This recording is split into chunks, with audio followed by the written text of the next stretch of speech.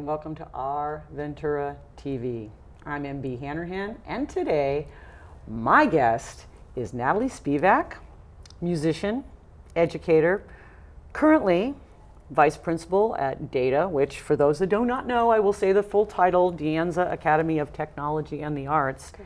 That's a middle school, Ventura Unified School District. But you're here today in your capacity of sharing, teaching, you'll go into it more, restorative justice in the schools. So please, just take it away. Awesome. Well, thanks for inviting me. I'm super excited to be here. I'm an assistant principal over at Data Middle School, which is on the west side of Ventura. I'm also a parent in Ventura Unified. So restorative justice, I think maybe we should just start out with like a definition. Please. Does that sound good? Please. So for Ventura Unified and a lot of districts, this started back in 2013. The state of California had Assembly Bill 1729, which just mandated that we need to have alternate means of correction. And what that means is when there's like a harm or something goes wrong, we need to make sure that we're looking at everything that we can do as an educational institution before suspending students or expelling students. Exactly. An alternative to the punitive approach. Right, and the spirit of that bill was to reduce the school to prison pipeline. And I feel like that's like a whole nother interview to talk about what that... Which we may do, but yes. We might do it another time. So our district really jumped on this, and back then they trained all administrators a few years ago to have restorative practices when we're handling discipline. And lucky for me, I actually started my career with that training. So I went from being a music teacher in the classroom to congratulations, you're an assistant principal, and we're sending you to this training over at the County for Restorative Justice. And it was like, okay, sounds great, let's do it.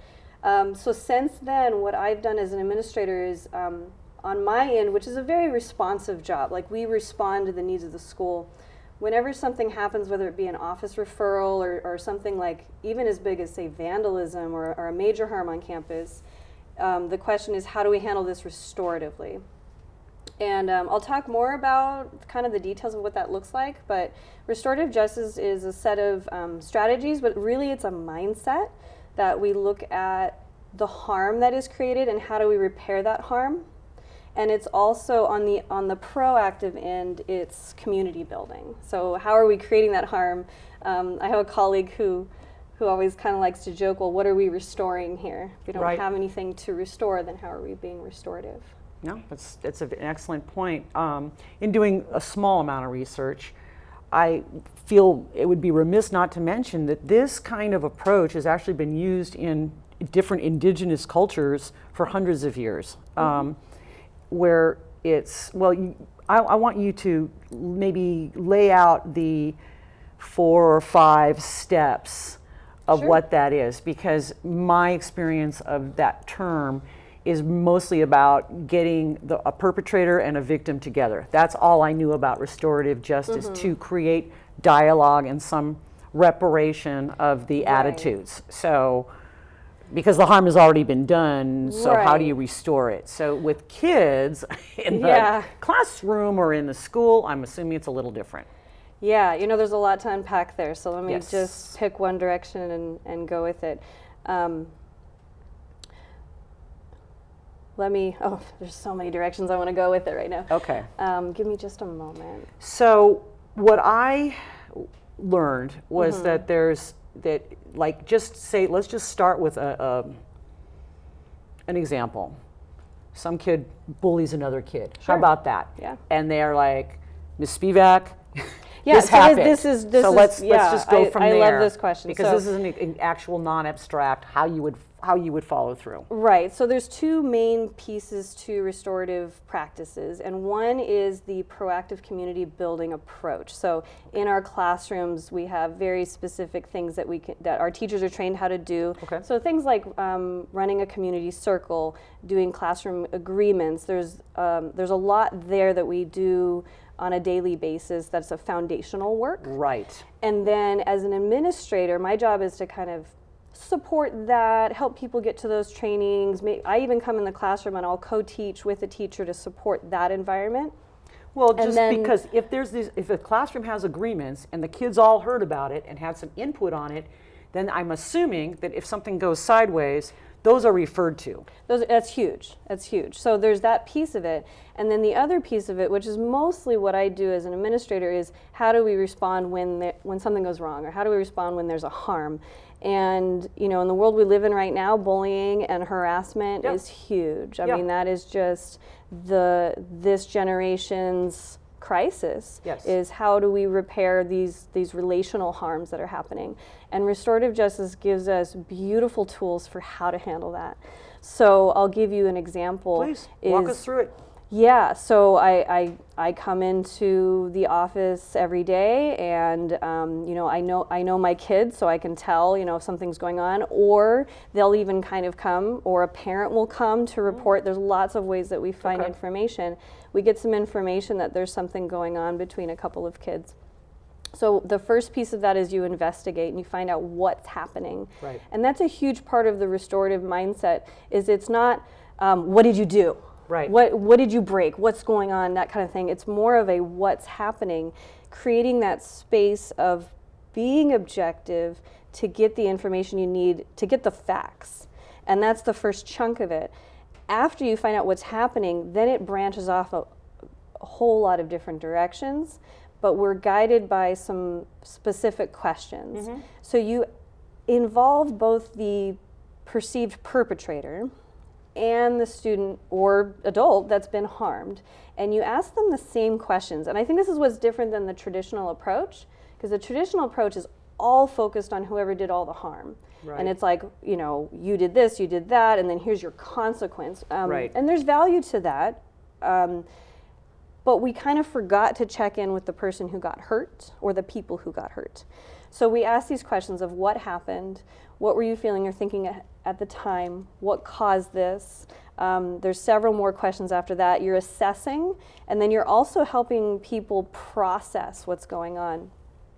The actions that we take in a restorative process all depend on the harm that is done. Right. Okay. So There's not one size fits all. You learn tools, Right. But the administrator or the adult that's administering this program Right. has to be quite flexible as well. And that's part of the impact. So Howard Zinn is a really big restorative resource, and he says an example would be is if somebody was in their home at night and somebody broke through a window and took a purse that they saw and ran. In the restorative world, in addition to what's going to happen to the person who stole the purse and all the reparations that happen, that the person who was harmed, if you're in a situation where they're like, yeah, my purse is gone and I'm okay now, and they truly are okay, then we move forward. But if now they don't want to go to sleep at night. Right, they're traumatized. Right, you don't want to go to sleep at night. I feel like every time I turn, something's going to happen to me. Now we're focusing on how do we repair that harm. I have a really good example for you. So we had a student vandalize one of your murals at our school. Mm-hmm. And as you guys know, MB has done many murals at Data. And it wasn't like a big vandalism, but there was some writing on there. And when asking the student what happened, they said, yeah, I wrote on it, I said this thing, and what were you thinking at the time? And they told me their story. And then when you ask that question of like, who was harmed? And that's an essential question in this.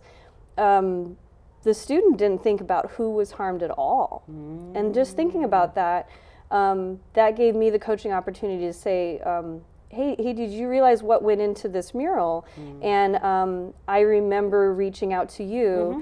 and that student was able to actually have a conversation with you, mm-hmm. and put a face to the name, and that was extremely restorative. And I think that's a perception sometimes that restorative justice kind of a bad name it gets. Is that it doesn't have consequences. Like, oh, you just talked to the artist and now... So not true. So not true. Right. So... Because awareness, consequences, just the really valuable thing you said is that sometimes people don't even... The concept of consequences hasn't even come into the picture. It's an educational process, right. Hence why, obviously, it's in our educational system. Right. Okay, I have a question. What kind of pushback do you experience, if at all? Yeah, besides that, right. of people that are like, nope, eye for an eye, this and that, you know. I like to incorporate whatever that pushback is into the restorative process. Great. And so if their harm is that student vandalized the mural and I feel like nothing happened, then I incorporate that into the process. You know, hey, the student cleaned it up. The student is serving this, and that. These are the agreements that we came to. And just clarifying on my part as an administrator and communicating what really did happen tends to break up that feeling of nothing happened. Because I would argue to say that restorative process, when done well, has even more work and consequences than the traditional approach. So an example would be if a student got in a fight at school and then they were suspended from school and that was it. Right. What are they learning? Right. So we tend to, okay, you're suspended from school and you're having this restorative conversation when you come back that, you know, whatever morning that is. Or it's, we have the suspension from school and we're talking to the victim and to you to figure out what the harm was to repair that harm. As a former kid, I can tell you that what punishment did was just cause resentments and very little. I mean, I realize, you know, maybe in the back of my mind was like, don't do that again. Well, but usually it's more like, don't get caught at that again. Right. I hate to say that.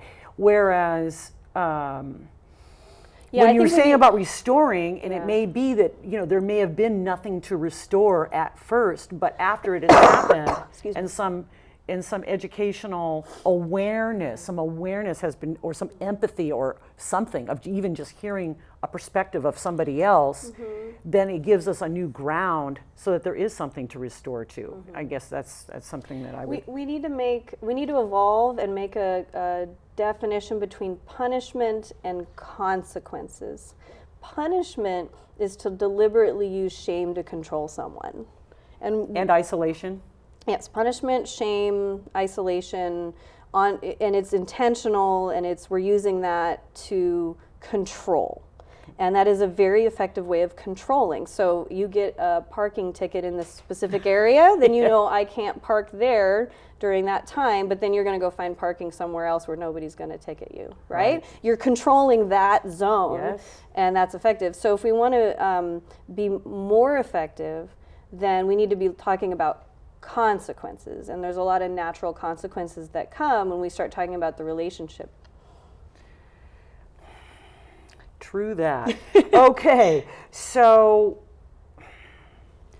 I guess if someone wants to learn more about this, specifically, again, we'll just talk about the context of Ventura Unified School District. Sure. Who would they talk to if they, I don't know, they wanted more information, or they wanted to get trained, or they wanted to learn more about this? Yeah, so that's a great question. We started this journey back in many years ago, and administrators have been trained. In fact, as we're talking right now, we have counselors that are going through another round of training. Ventura County Office of Education works with us to continue to offer those trainings. We have many champions in the district of teachers that are involved with the restorative community. I would say if you're a parent in Ventura Unified, that you want to reach out to your school administrator or school counselors. We're all very involved in this, as well as our school board and our upper administration. Restorative justice is part of a larger umbrella of what we call MTSS, or multi-tiered systems of support. I feel like when we were in school, there was a lot of like sink or swim, and certain people got education, certain people did not. The multi-tiered support system, which is what we are doing in Ventura Unified, and we're really getting into it right now. Some fantastic work is going on, is that we support all students, and that is a huge mind shift. What supports do we have in place for all the different kids? Wow. Natalie, I can already see we're definitely going to have you back again. But I want to say thank you very much. Keep up your good work. And this is the norm. This is the norm. All right. And I want to thank you for being with us. This has been Our Ventura TV, and I'm MB Hanrahan. We'll see you next time.